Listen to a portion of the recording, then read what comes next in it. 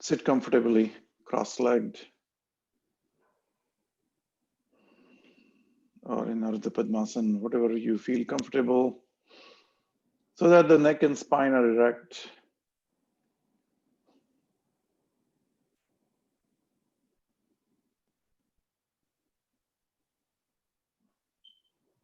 And for the next 90 minutes, let's forget the world.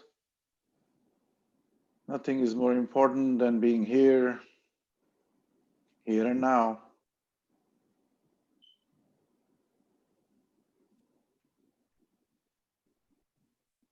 And bring your attention to the thighs and instruct them to relax. Let all the tension go. Let them just relax completely. Bring your attention to the torso and relax.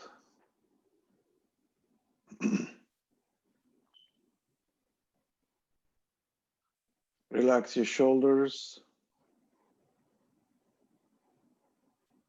Feel your palms touching each other gently. Relax your head, your neck, your scalp, your forehead, your face.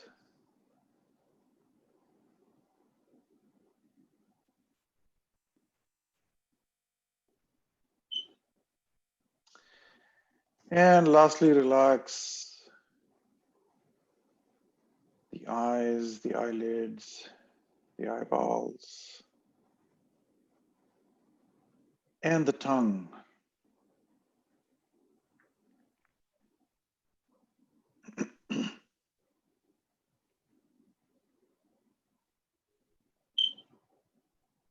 Observe that your body is breathing.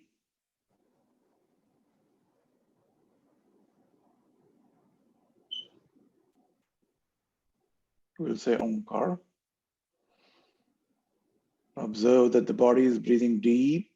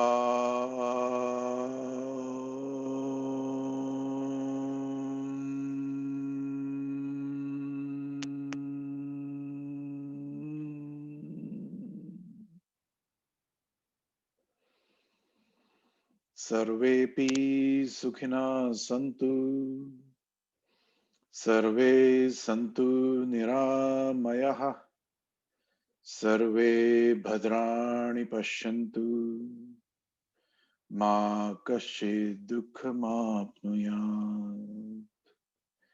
Om sahana bhavatu, sahanau bhunaktu, sahaviryam karvavahai. तेजस्विनावधीतमस्तु मा विद्विषावहै. Om Shanti Shanti Shanti. Rub your palms.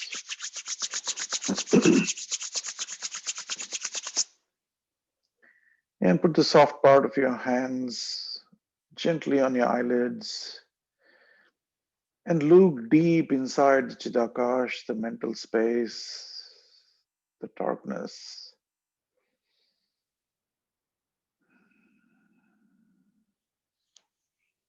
Okay.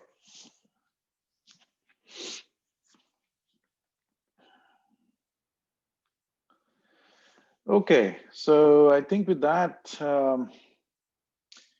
we need to do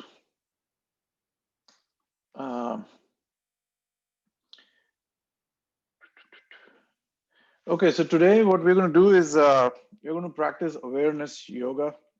And we always do that. There is no much difference, but today specifically, I'm trying to gear towards um, being conscious about your own body, being conscious about every movement we make, and ensuring that we are making every movement with full awareness, full mental awareness.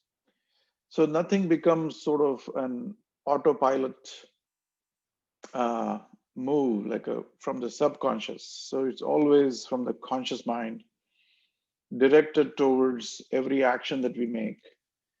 And that awakens the bodily awareness, which is very, very important as part of the meditative yoga that we practice here. And as we move, the movements are slower, and you're conscious that your hands are moving, you're conscious that your feet are moving, you're conscious that, but we'll get into that I'll keep on making that awareness as we go. But before that, I want to see if we can do some quick inversions so that we are more ready for the more rigorous exercise, because the rigorousness does bring in or brings out the toxins in your bloodstream, and then you don't want to inverse yourself after that, taking that toxic blood in your brain. So let's do wall assisted inversion called Sarvangasana. Okay, that should be pretty easy with the wall. It is very, very less invasive with your back and protects your back, doesn't hurt anything. Okay, so let's get started with that, and then we can do our warm-ups. Okay.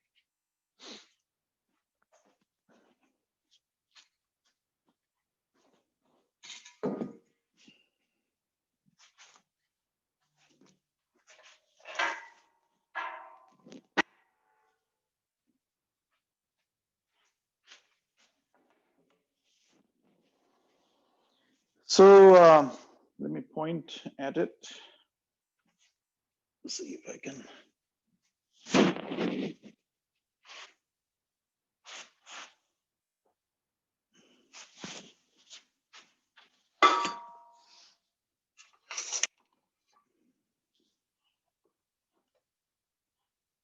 There you go.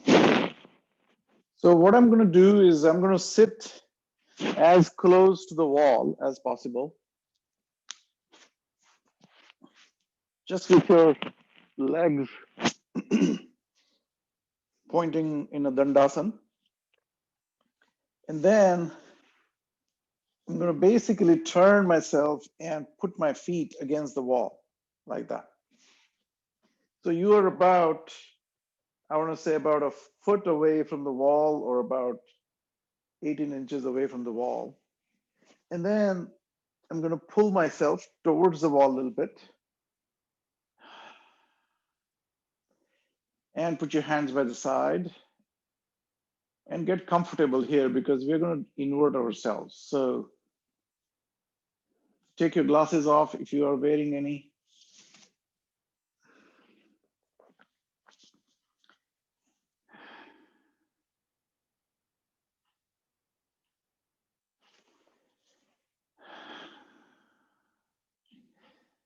And then put your feet against the wall and lift your hips gently. Okay. And we'll do the Viparita Karani first. So, and then support yourself from underneath. I hope you can see me. Put your hands below or at your waist, and straighten your legs.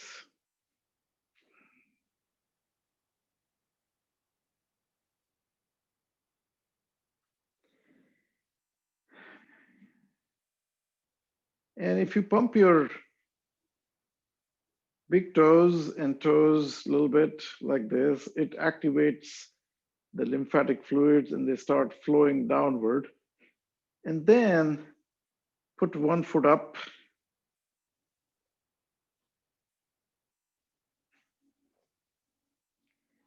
And take both the feet up.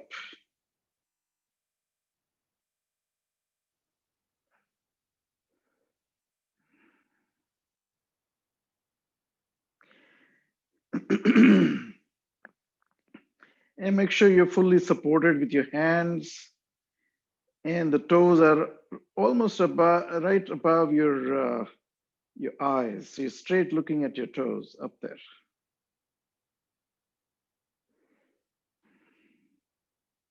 And if you're going to go a little bit deeper, put your feet on the wall and move.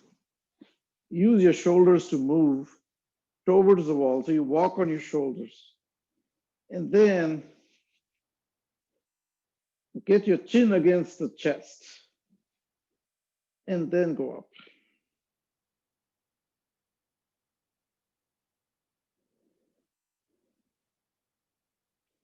So you almost have the Jalandhar Bandha at your chin that prevents from any blood flowing towards your brain. Now I'm saying when I say any blood, that doesn't really make any sense because you need the blood to the brain. Otherwise, it's dangerous. But what I'm trying to say is it prevents the lymphatic fluids, or it prevents, it does the Jalandhar Bandha, that it prevents certain things from going to your head. Okay, so there you go. So this is Sarvangasana with the wall support. And then you can put your feet back onto the wall and then gently start lowering yourself. Gently put your back down onto the floor. See, this is very, very effective because it doesn't put any load against your back, and you don't hurt your back in any way while coming out of the Sarvangasana or Halasana. And that's what you can do right here, okay, against the wall. I think I would say you should practice this every day. These inversions are very, very cool. They really help with the lymphatic fluids. And we are normally not used to being inverted, so it's easy to just practice these and get more comfortable with the inversions. So anyways, so that's that. And then if somebody wants to do halasana, you can do the same thing. I normally stay away from halasana because it's very, very invasive on the back. But if you feel comfortable and if you're used to it, go ahead and do that. Okay. With that, I'm going to move to the side like this. Put both your feet out and then get up. There you go. Okay, and with that, just wanted to quickly show you guys how I practice Sarvangasana on a regular basis. So with that, I think we are going to go back to our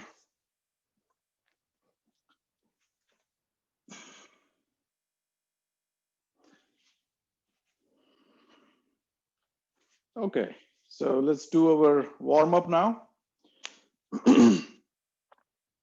Stretch your hands out there, clasp your hands this way, and then put your palms out and stretch.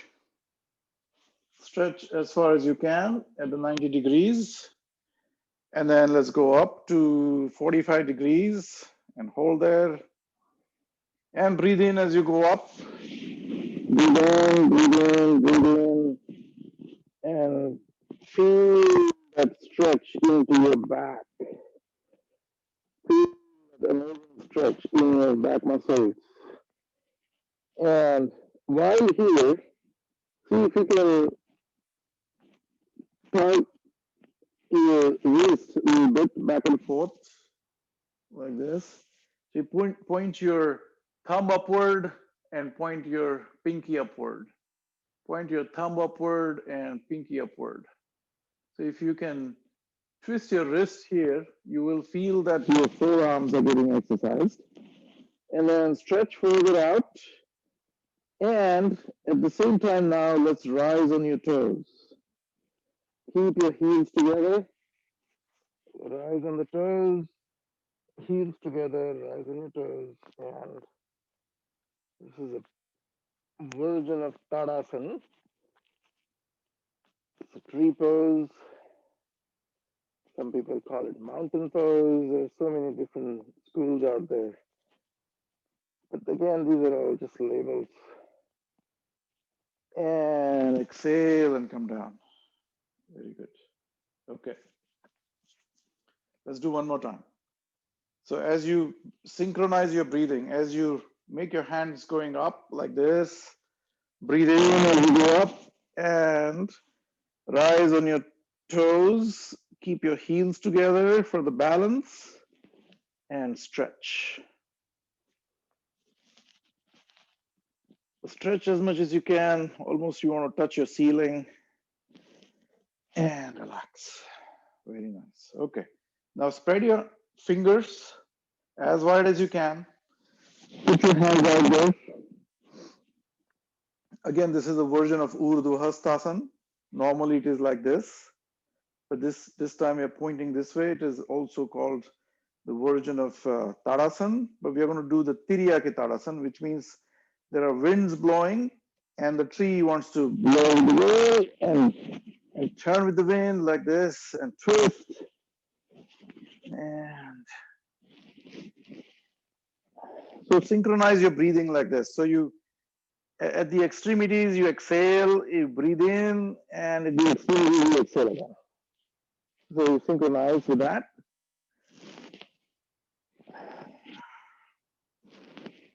Okay, now spread your feet apart a little bit. Take your right hand up, connect with your biceps in your earlobes. Put your left hand on this side, and then go this way. And straighten your hand up. And come down. Do the opposite. And come down. One more time. And come down. Now, while we are doing this exercise, let's be conscious of the body. Let's bring your complete attention to here and now. And even a slightest movement by a hand like this, if you slow it down, you will realize that you're aware of these movements and you're realizing that the apparatus, the mind-body system, is actually working on its own. You're basically just the observer from within. You're just observing whatever is happening with the mind-body all around this centroid. So your navel becomes the center. So if I spread my hands like this, and I drew a circle from the navel, it will touch the feet and it will touch the hands, the tips of my fingers. So that's the big circle. So from here, everything is happening around it. Okay, so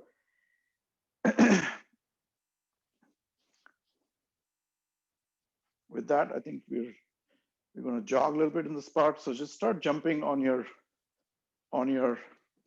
using your calf muscles, and then start jogging in the spot. So what you do is you're going to kick your butt with your heels. So you fold the leg as far as possible at the back and see if you can actually feel your heels here. Okay, here you go.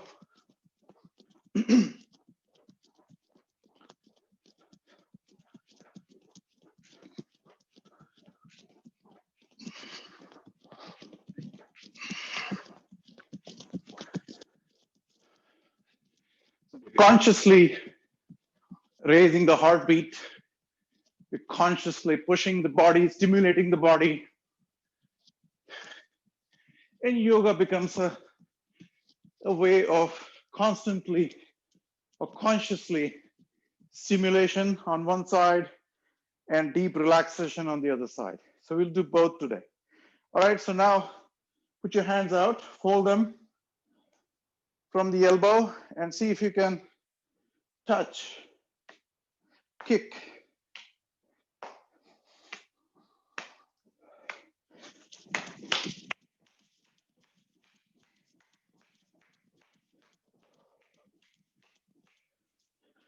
And then skip at the spot. Now, please listen to your body. If you have any heart issues, high blood pressure, please don't do this. It's essential to raise the heart and purposely stimulate it. Take it as far as you can and then stop. So the winds are gone and we are at a complete standstill. You are suddenly at the center of the storm. Keep your hands by the side. Breathe out through your mouth.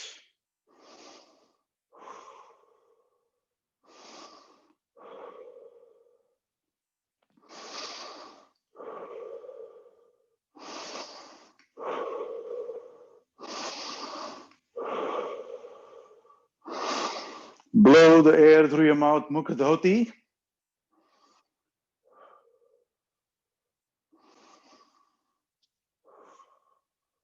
Slow down the breathing out a little bit. Take a little bit more time to breathe out.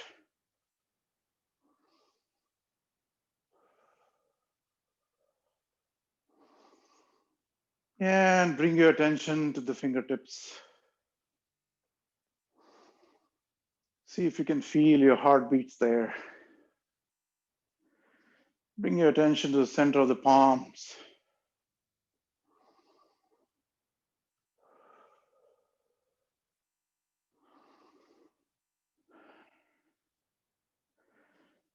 Bring your attention to the soles of your feet down there.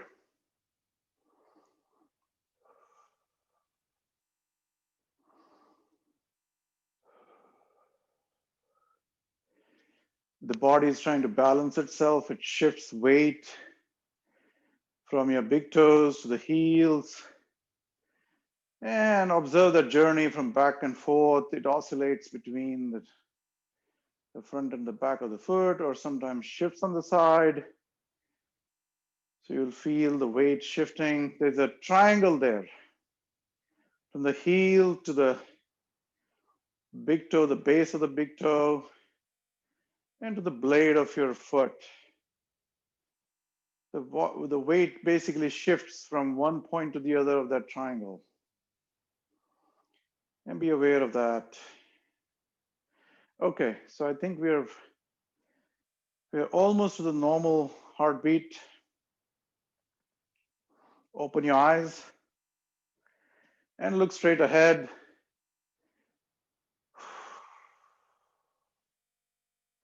And let the hands relax. And now what we're going to do is we're going to massage the neck a little bit. So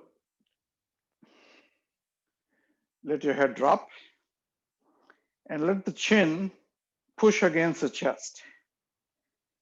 Just by sheer weight.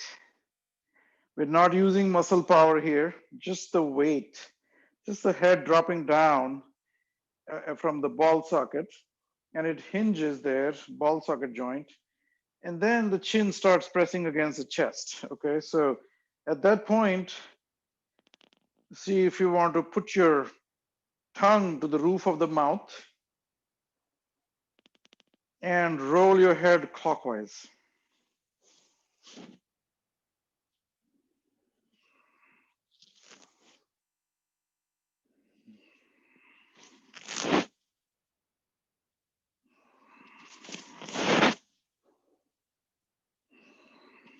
Make sure you're not moving the body, anything else in the body.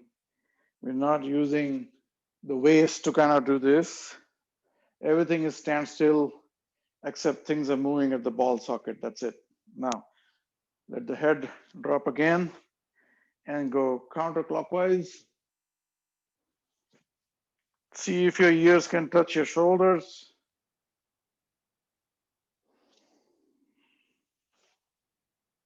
If you feel like getting dizzy, keep your eyes open. If not, I suggest you keep your eyes closed and focus your complete attention at the ball socket joint. You know, attention is energy, attention is dhyan. Dhyan is attention, basically. And when you give a particular to a particular part, you give your complete attention to that part, energies actually flow there. Your dhyana energy, your attention energy goes there, and it massages that point by doing this movement, and with the focus of the energy, it brings about the blood circulation, the energy, the healing, everything happens at that spot. And you can try that. This is pretty scientific. Okay, so if you're hurting on your hand, you sit quietly and just bring all your attention to the hand or your to your knees, and the healing takes place. The body has the capacity to heal itself. Okay, so now we're going to move from the head to the shoulders. So take your right hand out and do a thumbs up mudra or the shikhar mudra, and put your thumb on the shoulder. Connect your bicep to the earlobes and then go back. 1, 2, 3, 4, and 5. And the other way. 1, 2, 3, 4, and 5. Let's do the left side. Connect your biceps, left bicep to the left earlobe and go back. 1, 2, 3, 4, and 5. 1, 2, 3, 4, and 5. Very good. Okay, let's move down to the waist. I'm just going to use the mat so I don't slip. So stand on your mat comfortably with your feet spread apart. For me, it is about 2.5 feet, or even 2 feet is good. Spread your arms like this in the Michelangelo pose, and then twist your torso. Make sure the feet don't move. Try to see if this part of the body kind of stays more stable. And then exhale, blow your nose at the back like this. And then inhale and blow your nose at the back. And let's do it dynamically.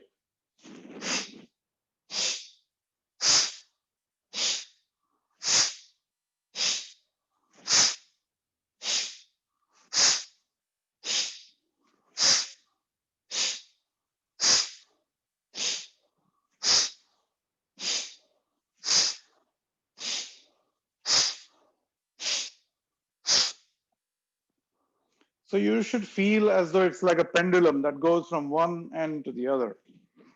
The pendulum is loose. So your body movement, the upper body movement should be really loose like this, okay? Your hands are loose, nothing is tight, everything is kind of very, very loose, and you just go like this. And what that does, it takes the weight of the hand rather than the muscle power. It takes the weight of the hand, the momentum, to kind of twist like this. And if you're all the way around loose and relaxed, you will see that your body will cooperate better, okay? So now, let's spread the feet a little bit more apart. Put your hands on the waist and then bend forward. Bend forward as much as you can. Keep bending. And when you come to almost 90 degrees and you can touch your hand down there, stop right here.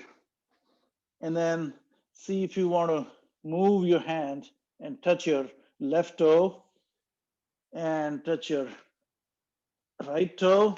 At the same time, look up and breathe out right there, okay?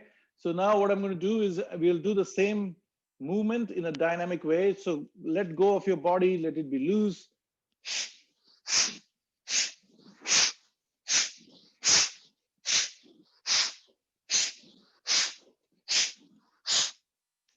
Very good. That should be good. Then bring your feet together, put your hands on the waist. So let's do some hula hoop rings and bring them about just wider than the shoulder width apart, and then go 1, 2, 3, 4, and 5. 1, 2, 3, 4, and 5. Wonderful. Okay, that's it. I think we're getting there. Now we move to the knees. The knees are a little bit tricky, so it's one of the most important joints in your body. So just be very, very careful with the knees. We're not, up until now, we are making big circles and big all of that. None of that. We're going to do this now as long as your feet is. So if your feet is about 9 inches, your circles are nothing more than the patella should not go beyond your front toe, the big toe. So 1, 2, 3, 4, and 5. 1, 2, 3, 4, and 5. Very good. I think we are getting all warmed up. Put your hands out. We'll go into the chair position, Utkatasana, and put your knees together. Keep the knees joined. Make sure your heels don't get up and leave the mat. And sit down as much as you can. And come up. And one more time, sit down. Breathe out as you go down. Sync your breath with your movements.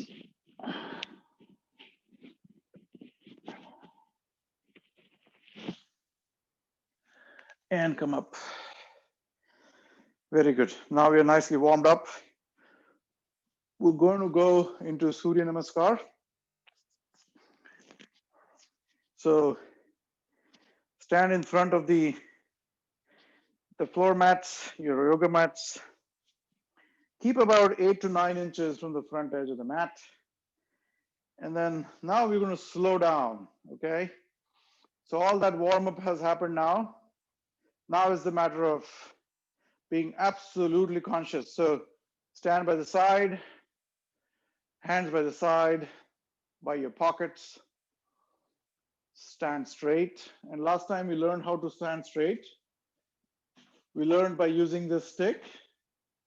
You put the stick at the back, put your hands like this, and this is how you stand straight.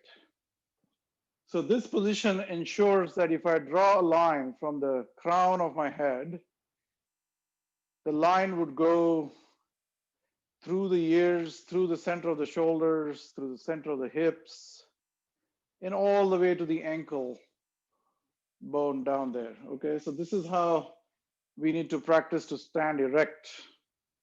And this erectness is very important. All through the day, it is very amazing for your back. It keeps the back straight. You're alert all the time and you're not slouching like this. So whenever you sit on your chair, also practice that. So with that, keep your hands by the side, chin parallel to the floor, and look straight ahead. This is the ready position to get into the Suryanamaskar. Now, bring your complete attention to your hands and watch how the hands are now going to come into the Namaskar Mudra. So make sure you move your hands very slowly. Take your time with it. Be aware every second of that movement. See how the body is folding the hands and bringing them up. Be aware. Watch your hands. See how they're coming at you. Watch them. And then put your palms together and feel that first touch and put the hands away again. Feel the second touch to the hands. Feel all the 5 fingertips touching each other and then move them again away. And then put them together. Palms together now. And your hands are now up against the chest. And gently see if the wrist is accommodative. It accommodates this movement. And rest your chin on the index finger. What this does, it gives a nice support to the chin, but it also ensures that the chin is parallel to the ground. And gently close your eyes.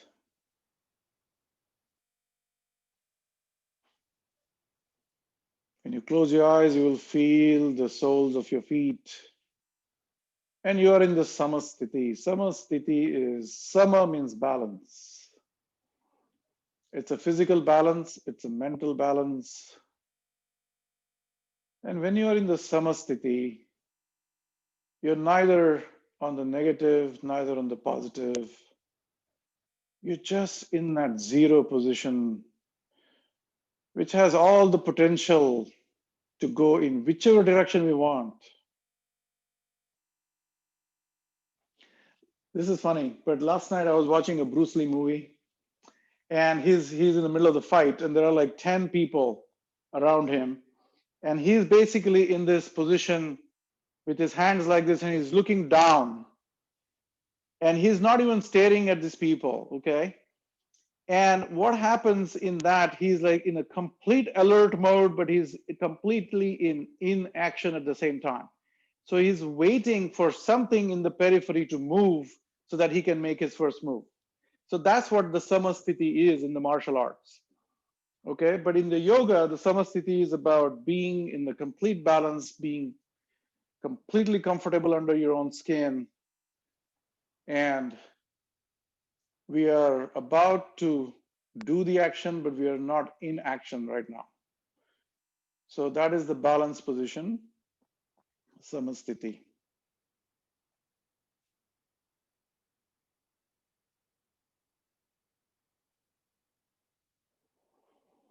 We'll say the mantra.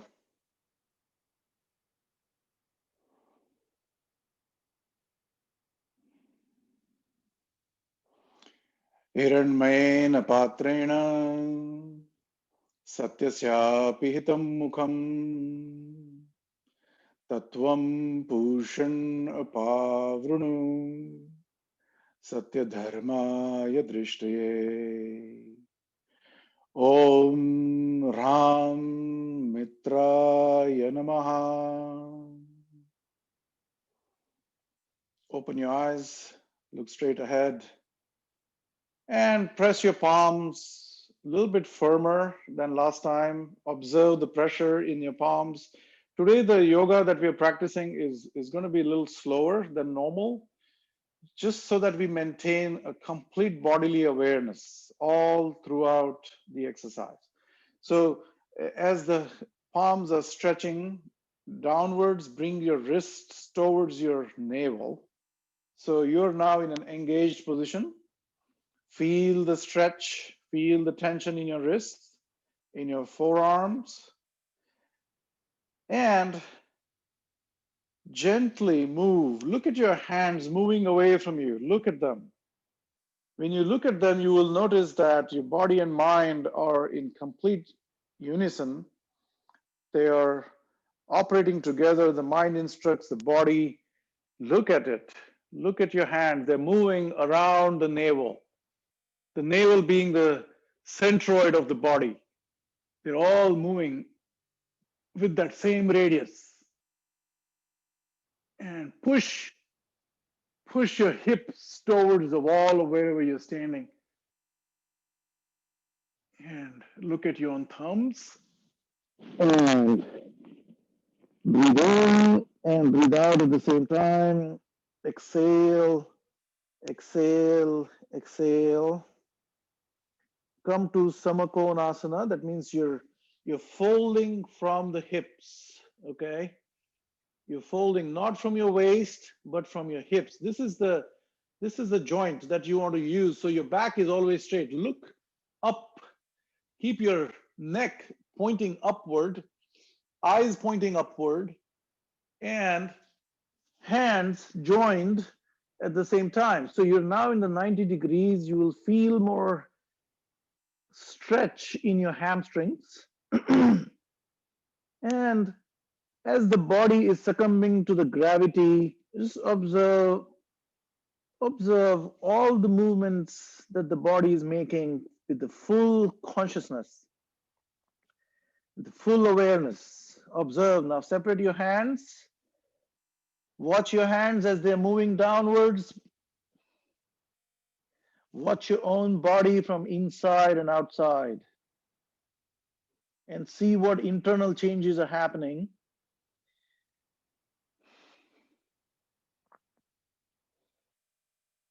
And now put your hands down, don't bend your knees, and look up. If you look up, it keeps your back kind of straight. It stretches the hamstrings a little bit more. And feel that touch of the middle finger or however many fingers you have on the mat. Feel that touch. Feel your soles of the feet now. They're acting a little bit different than the Tadasana. There are subtle changes happening now because we are in a semi-inversion.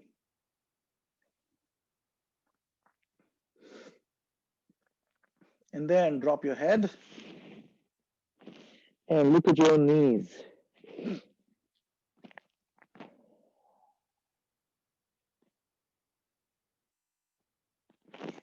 Now, we're going to take the left foot and gently move it, okay? Watch your foot going backwards.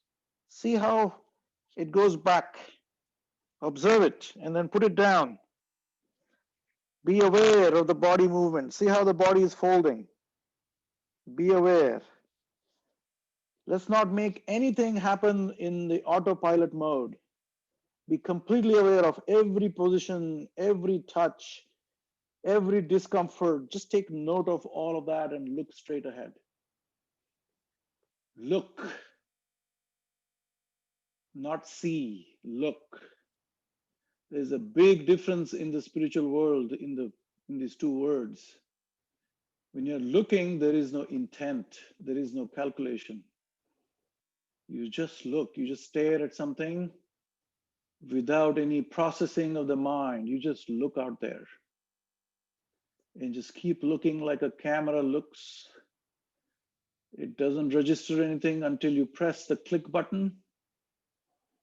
You're just looking. At the same time, scan your body from the tip of your nose all the way to the tip of the farthest toe out there on the left side. Bring your attention to the left toe. See how it is curled up. See how it is taking the little bit of pressure, the weight. You can feel the heat over there a little bit. Take note of all of that. This is all about the bodily awareness.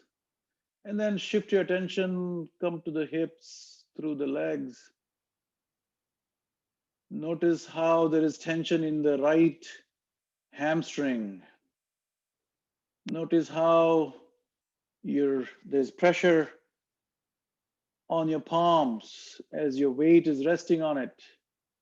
And then take the right foot and then let it join the left one. So lift your left leg back and let the right foot join. Keep your toes together, heels connected at the back, and you're into Dandasana, Dvipada Prasarana. You're looking still straight ahead. This activates the Agnya Chakra, the command center. And then gently look between your hands. Now it is acting on the Manipur Chakra. And gently observe that the body is folding and your knees are touching the mat. And slowly you're going to go fold yourself into a resting position. So uncurl your toes at the back and keep folding, keep exhaling. And touch your forehead to the mat right here. Don't move your hands. Your hands have to stay where they were. Never move the hands in the middle of the asana. So the idea here is that you should be able to fully stretch and see if your hips can touch the heel and the forehead coming to the floor.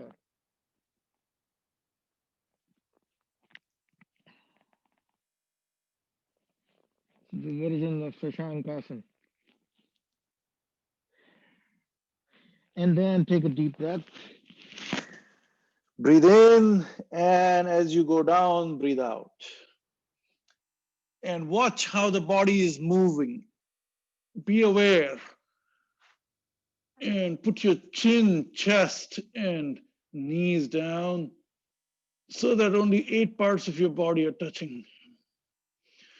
And relax. And breathe in and come up and lift your knees up, hover them over the mat, and then push your hips forward and look up. Wonderful. And again, scan your body from the curled toe at the back to the tip of your nose. And breathe in. And see if you want to walk your feet and pump that calf muscle a little bit so that the lymphatic fluids are pumped.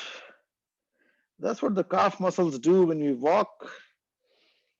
They pump the lymphatics upward.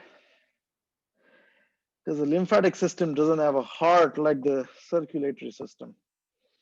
So lymphatic fluids are at the mercy of these, the calf muscles or other muscles in the body. I'm not a doctor, but that's how the lymphatic fluids. So this is why moving through the day is very important, and not be seated at one position for too long, because then the gunk develops, calcification happens, and then your muscles become rigid and rigid.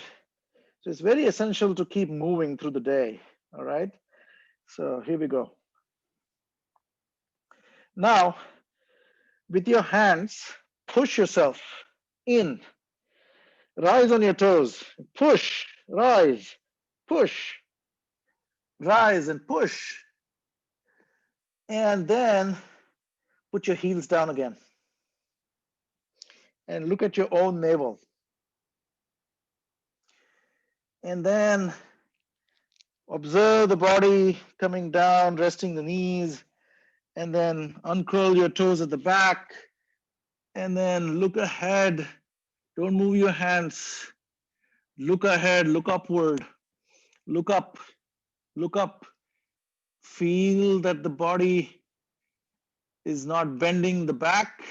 So if you look up here, you'll feel that the back is straight. And then once you settle down, tuck your head down and let it rest on the floor mat.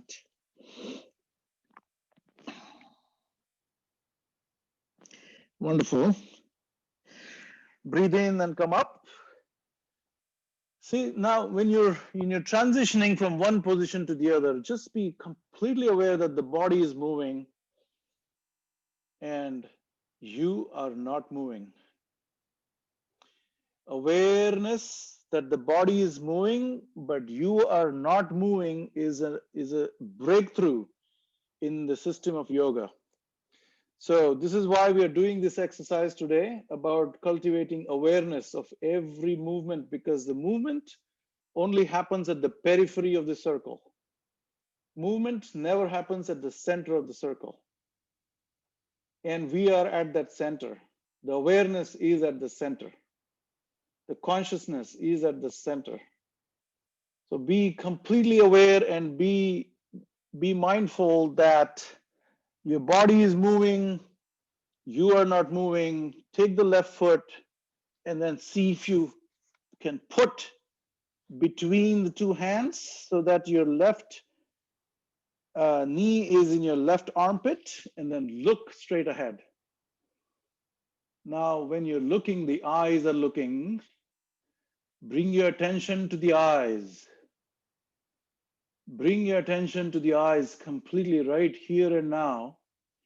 And you will see that the eyes are looking, they're gathering information. And then all that information is going to the brain. It is getting processed. And then the label comes out saying it's a yellow wall. Be aware of that processing that goes in the mind. See, mind has 4 parts: Man, Chitta, Buddhi, and Ahankar. Okay, so these 4 parts are very important. They are just 4 facets of the mind. So man is the thinking mind, which is your conscious mind. The chitta is the subconscious mind, which is doing all the dreaming, and it has this subconscious response, the visceral reaction to everything that we see and do in the life. So that is your primordial mind, which is evolving slowly, slowly, but it is way, way primitive. It has that animal instincts in it. It has a killer instinct in it. The violence, the anger, all the negativity that we express is directly related to your subconscious mind. Now, the intellect is what is processing. So it processes the information from out there, and then it tells you it's a yellow wall. That is the intellect that is deciphering the processing and then arrives at a solution at the end of it. Okay. So it tells you, it calculates, it is important to have that intellect. And then with all that, because we feel that we exist, we all feel that we exist. If somebody asks me, Amit, do you exist? And I say, of course I exist. That, of course I exist feeling is the ego. It has nothing to do with whether you're way too egotistic or less egotistic. There is no such thing. As long as we have the feeling that I exist, the ego is there. So that's the fourth part of the mind. So this is what we are exercising here. By being in this position, we are now just looking out. We are using the 5 karmendriyas and 5 jnanendriyas. Karmendriyas are the limbs of action, the hands, the feet, and all of that. There are 5 of them. And then there are jnanendriyas, which are receiving the information. There are 5 of those. So eyes is the jnanendriya that is looking out. It is gathering information, but let us be aware of the eye. Look at the eye looking outward. Be aware. Who is that? What is that entity that is looking through the eyes? What is that entity? Who is that? Is that the mind or is that the awareness? So look. Now breathe in and take your left foot, the right foot next to the left foot and stretch. So make sure your feet are not bending from the knees, but if you have any low back problems, like I had about a few weeks ago, just be mindful that you're not stretching your low back by doing this. If you feel any acute discomfort, please bend your knees just slightly and then put your hands down. And if you feel comfortable, you can just stretch one leg at a time and the other leg at this. So alternate the stretching so that your low back gets used to these stretches. Your hamstrings are super tight, and that tightness actually hurts the low back because hamstrings are stronger. Low back is vulnerable. All right, here we go. So now join your palms and breathe in and come up gently and push your hips forward and exhale and come back to Samasthiti. So we just did one Suryanamaskar or half Suryanamaskar as they call it. Some schools will say, okay, we just did the left side. What about the right side? So now we have to do the other side. Okay, so we'll take the right foot back this time. So get into Samasthiti. Observe that the hands are coming together. Observe them. Observe that the eye is looking at the hands and you are looking through the eye. Observe that the eyes are looking at the hands and the hands are moving closer towards you. Be fully aware of every little movement. And then rest your chin on the index finger. Om Hrim Ravaye Namaha. Slide your palms down. Be aware of every movement. So make sure that you watch your hands moving away from you. Watch your hands moving upwards. They're drawing a circle from your navel. Be aware of that. Push your hips. And now at this point, join your biceps to your earlobes. Okay. And do not leave that connection. So as you fold bending, as you're folding from the hips, make sure the earlobes are connected to the biceps. Okay. And come to 90-degree position. And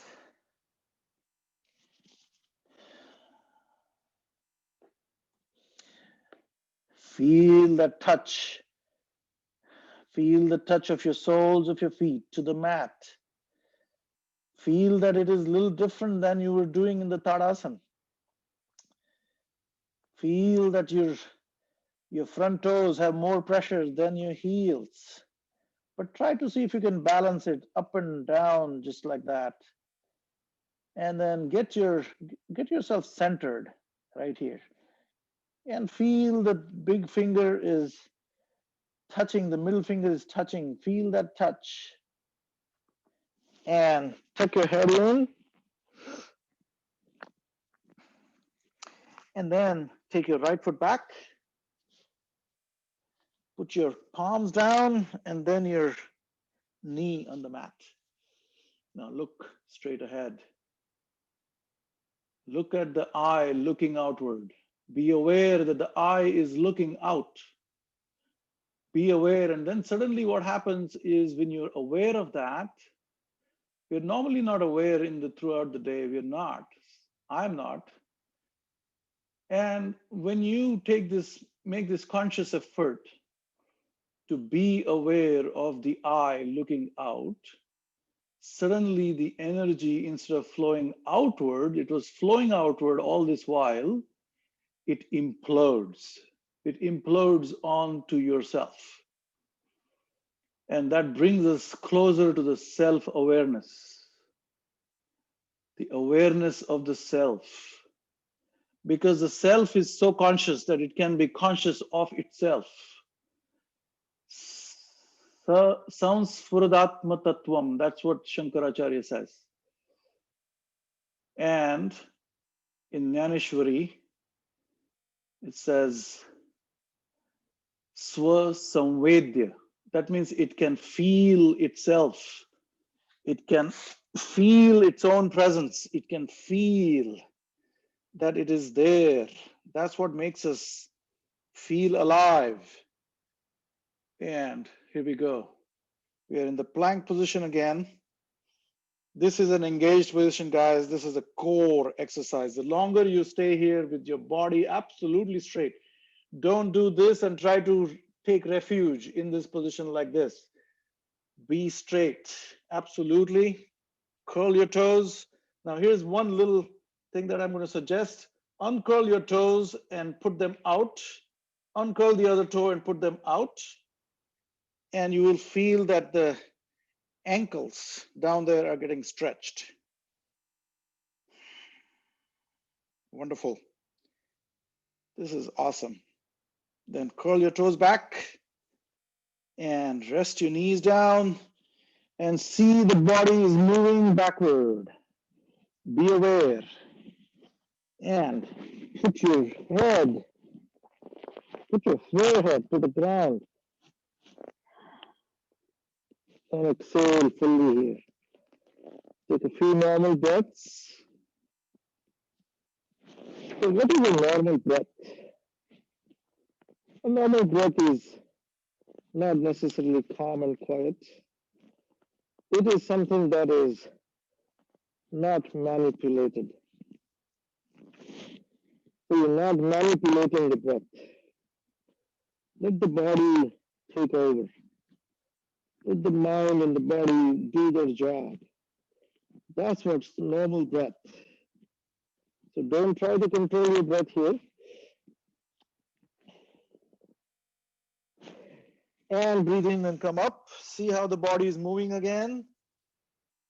Be fully aware of every moment of the bodily movement. Be aware, be aware, be aware. See how the chin is going to about to touch the mat. Touch the chin, touch the chest, and curl your toes. Touch your heels together. Ashtavakrasana, Sashtanga Namaskar. 8 parts of your body are touching, but 8 parts of the body are folded at the same time. Ashtavakra. Okay, here we go. And then breathe in and come to Sarpasana. Make sure that the knees are not touching the ground. They're hovering. And be aware that the eyes are open, the eyes are looking. You're not planning the day. Breathe in and come up. Pump your feet. Raise your foot. Bring that lymphatic fluids downwards. Put that down. Raise your left foot. Let the fluids flow down. And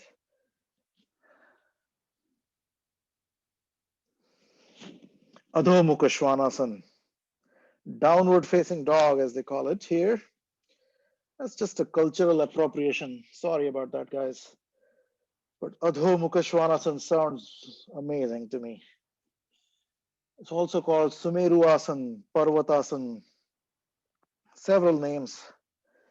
But all those names are mental. They are just labels. They don't really mean anything. The position that we are in right now is not the name. Just be aware of that also. The position we are in is not the name.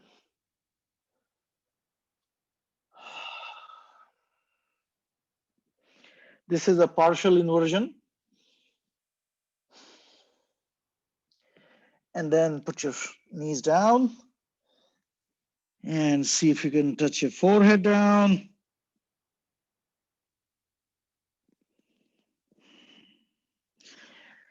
And come up. Breathe in and come up, and then put your right foot between the two hands. And push your hips inward. Push your hips inward. Excuse me.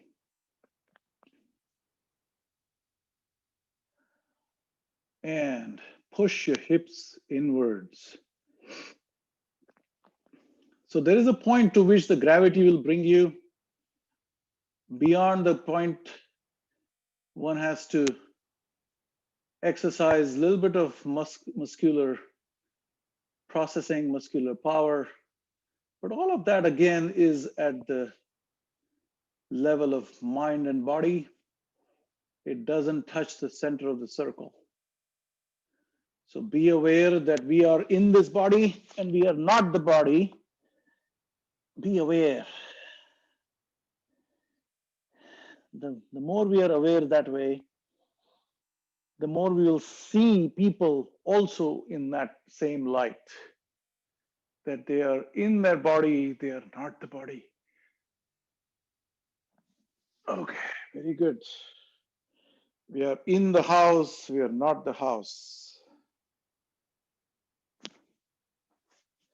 Okay, so now if you want to see the difference about the slow and the fast, when we do it fast, you will see that the entire awareness just disperses. It just, goes all the way crazy and you will not be able to focus.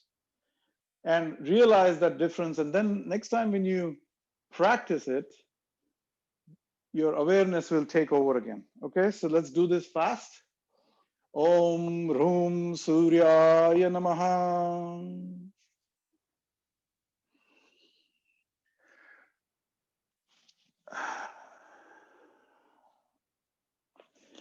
Left foot back.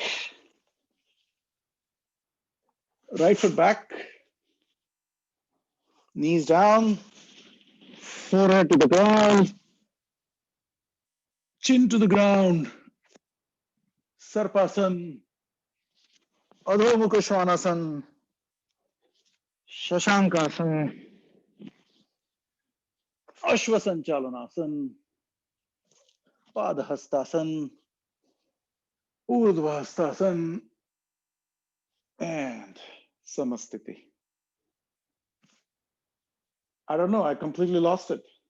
I couldn't keep up my awareness with the body.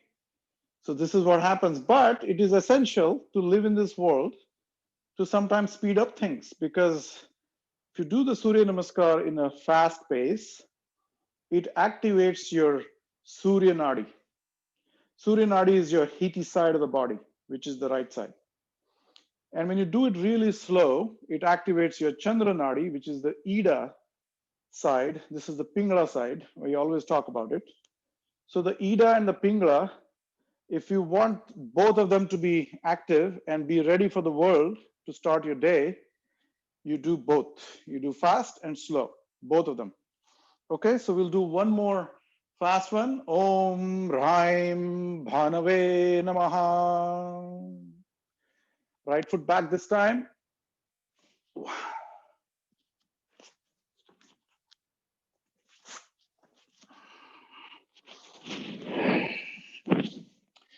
Chin to the ground.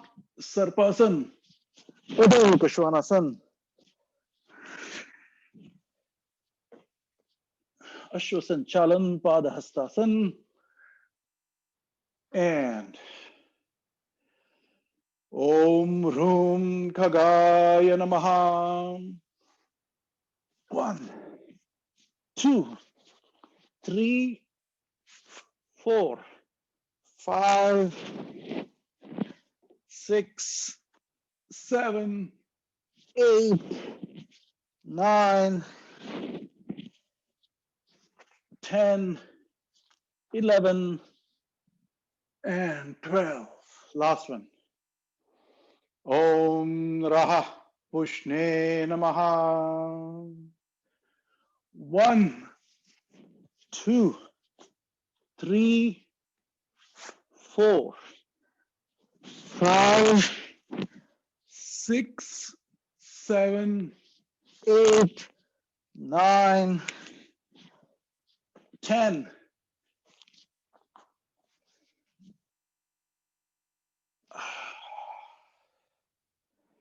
Now this will stimulate your body.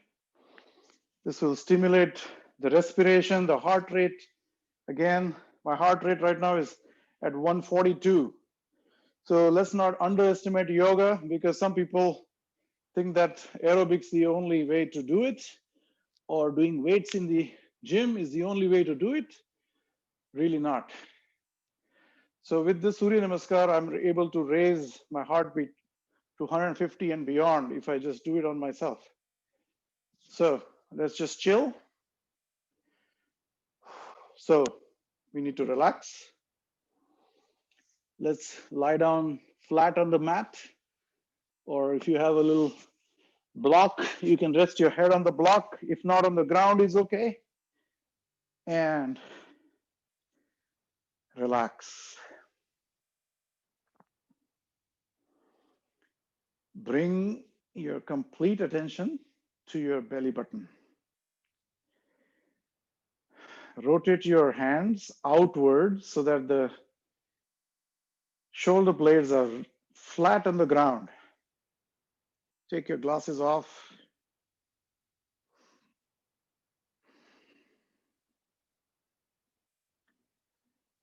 And observe how the belly button is going up and down. So we are practicing the 3 types of meditation today.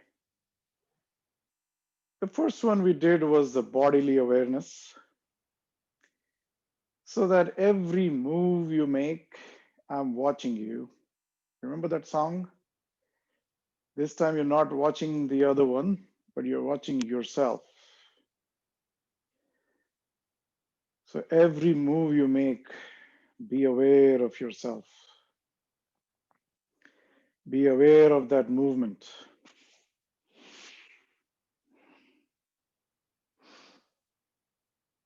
And then the second meditation we're doing is observing the belly button. So the belly button is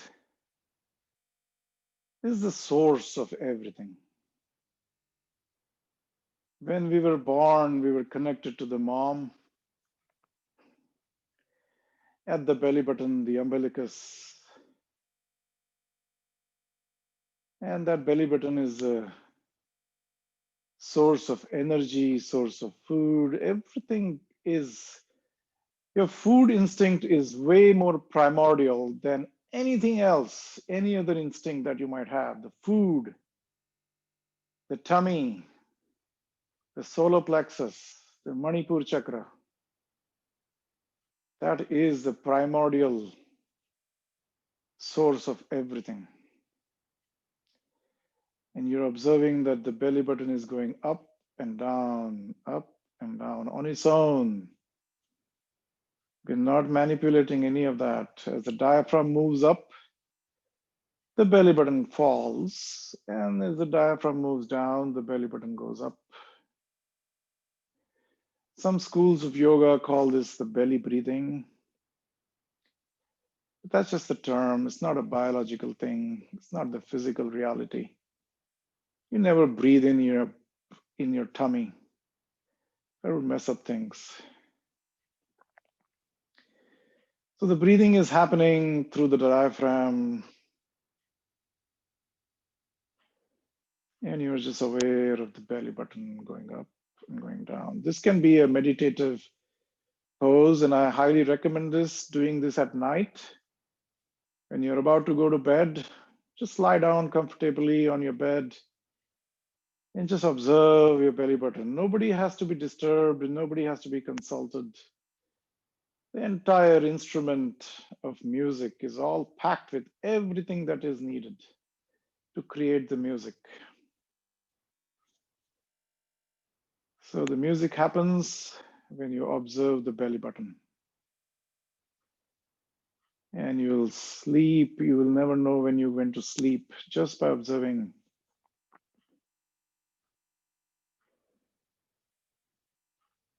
Pratah smarami hridhi samsfuradatma tattvam Satchit sukham paramahans gatim turiyam Yat swapna jagara sushuptamavaiti nityam Tad brahmanishkalamaham nacha bhuta sangha Pratar bhajami manasa vachasa agamyam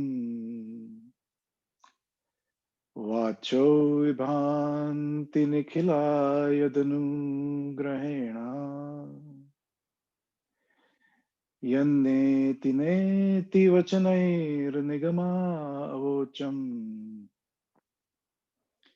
Tandev dev majamachyutamahuраgram Praternamami tamasa paramarkavarnam Purnam sanatanapadam purushotamakyam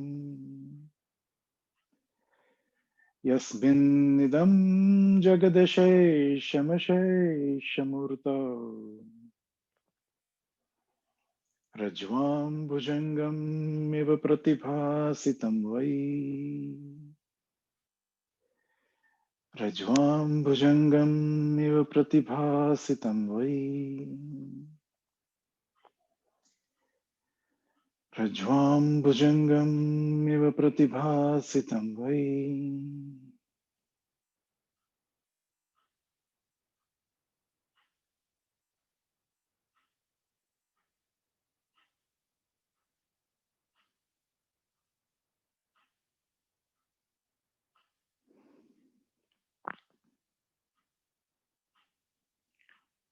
You will notice that the body has completely calmed down, the heart rate is normal, the breathing is normal. the body is back into homeostasis.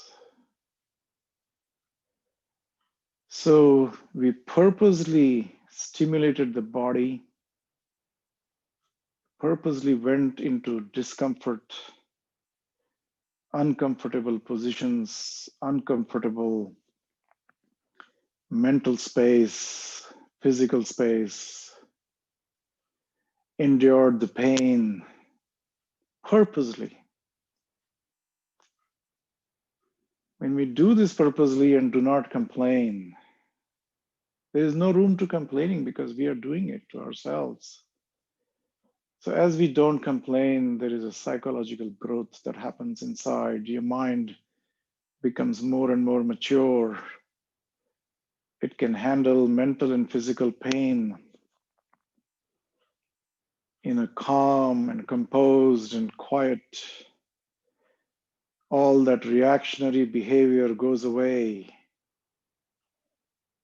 And when the reaction subsides of the subconscious, you act.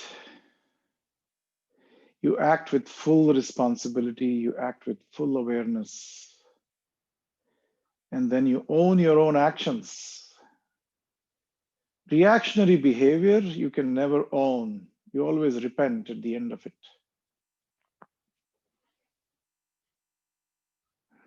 You always repent. I shouldn't have done that. Why did I do that? Takes you down the journey, down the guilt ride. But the action is conscious. You own that.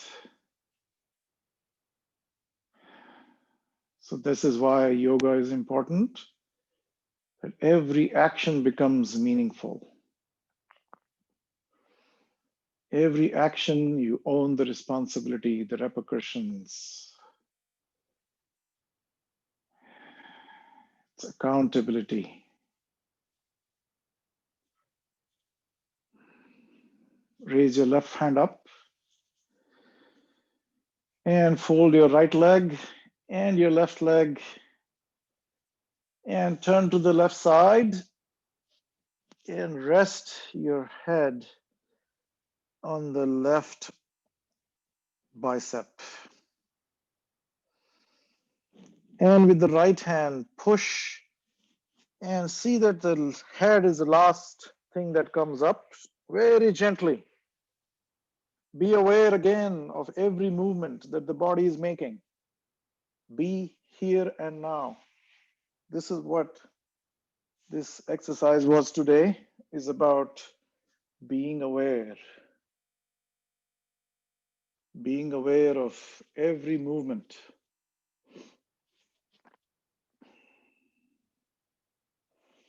So we'll do some pranayam. Still have about 5 or 10 minutes. Okay, there you go. Now, those who are new, tuck your heel into the perineum like this. Tuck it in and push yourself up towards it. Give some pressure over there and then take your left. And if there is a gap here, you can take a yoga block and rest it like this, okay? And if this is too much, you can fold it like this and rest it on it. And you'll realize that the body will relax and eventually your thigh will settle down onto the ground, okay?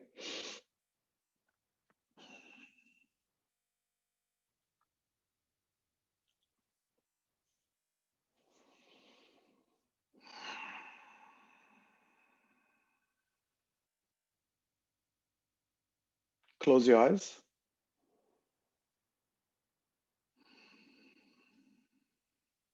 Take your glasses off. And we'll do simple Kapalabhati.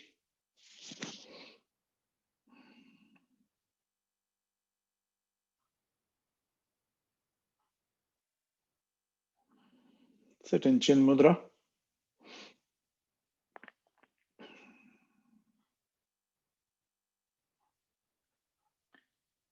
And exhale fully.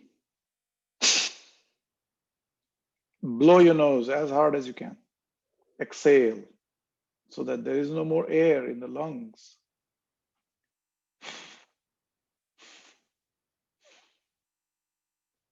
Breathe in half. And we'll do abdominal Kapalbhati. So you're using your tummy muscles to do that, flapping. So when you do that, what happens is when you pull your tummy in, it pushes the diaphragm up. And we're doing the opposite now. Right now, we were just observing the tummy going up and down as the diaphragm pushes it up and down. Here, we are purposely doing it. So if you pull your tummy in, the diaphragm goes up, pushes the lungs, and all the air comes out. And then you just relax your tummy, the diaphragm goes down, sucks air in, like this, like this. There you go. It's not that difficult. So just use your tummy muscles to push the air in and out of the lungs. Okay. Chin mudra, close your eyes, pull your anus up and lock it there. It's called the Mula Bandha. And here we go.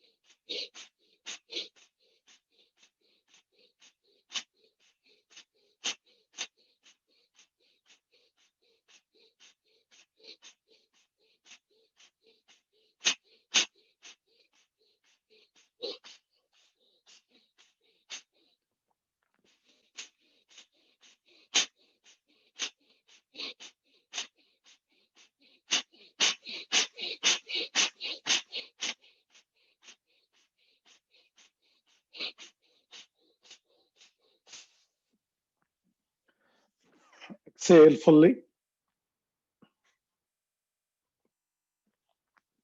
and hold the air out.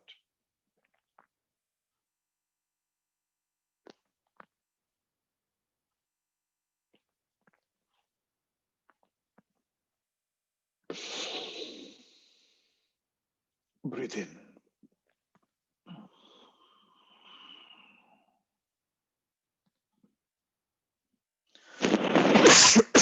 Excuse me.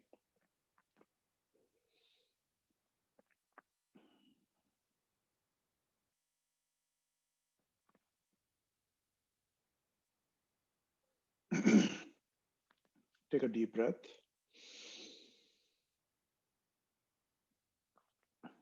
And control breathing out with Ujjayi.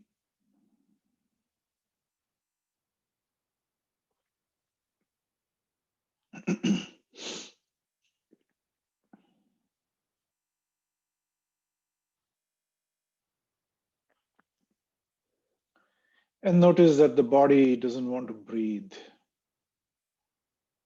It's hyperventilated. We are in the Keval Kumbhak Sthiti.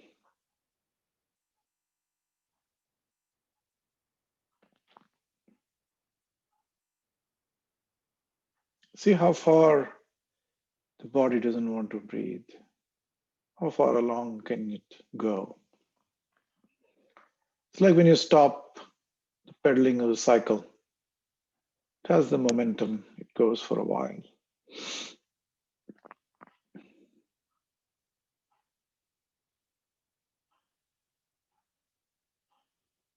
And now be absolutely aware and still and see the first breath coming in.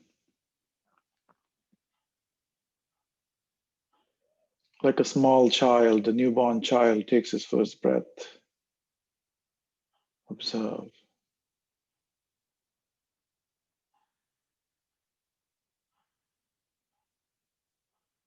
There you go. And let it go.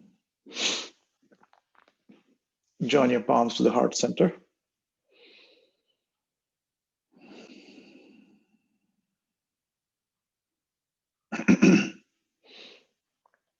We'll say 3 omkars and the prayer and close out. Take a deep breath.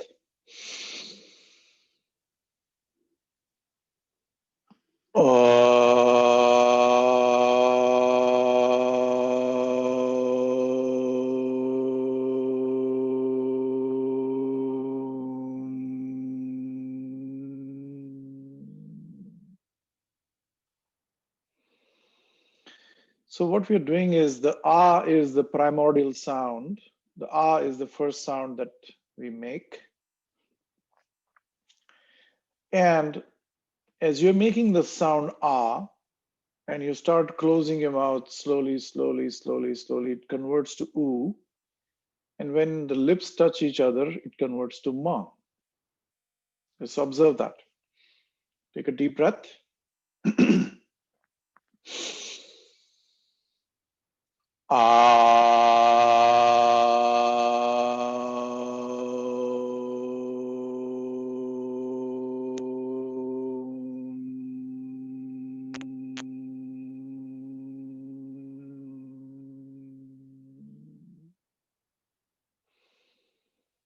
So you may also realize how the vibrations are transferred.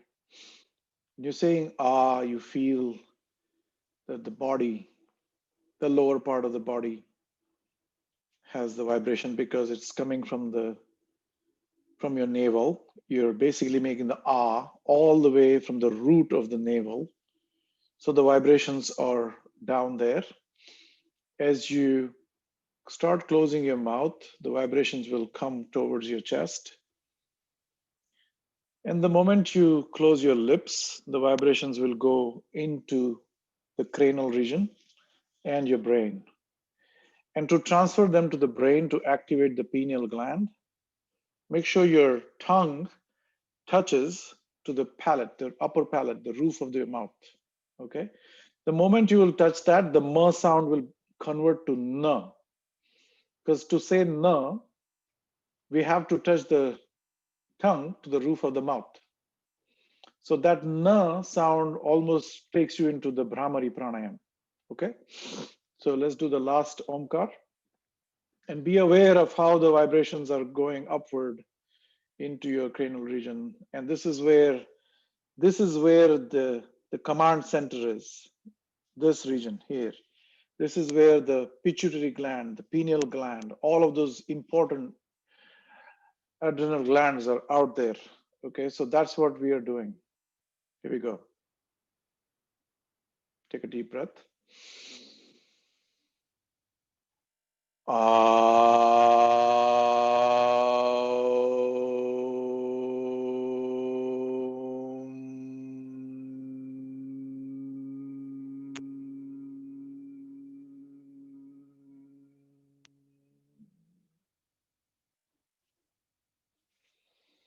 Yogena chittasya padena vacham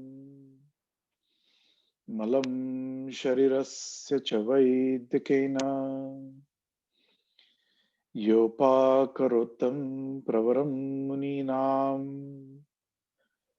patanjalim pranjaliranatosmi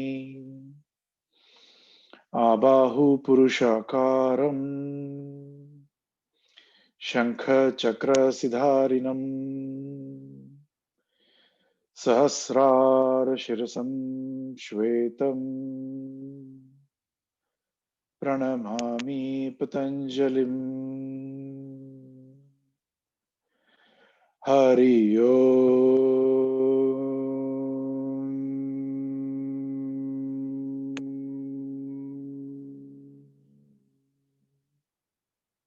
Keep your eyes closed. Rub your palms.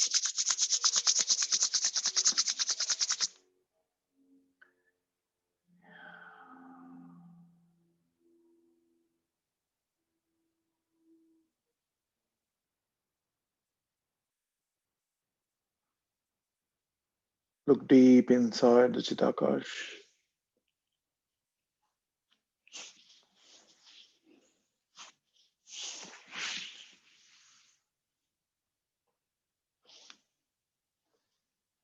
Thank you, folks.